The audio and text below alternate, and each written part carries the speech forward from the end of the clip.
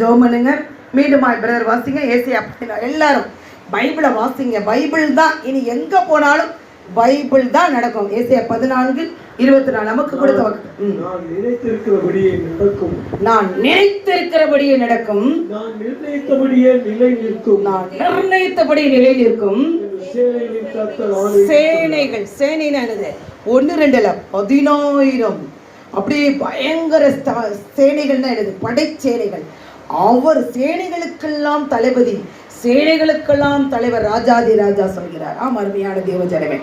அப்ப கர்த்தர் செய்ய நினைத்தது ஒன்று தடைபடாது. கர்த்தர் பெரிய காரியங்கள் நம்மளை கொண்டு செய்ய போகிறார். நிச்சயமா அதற்கு அடையாளம் தோன்றிவிட்டது.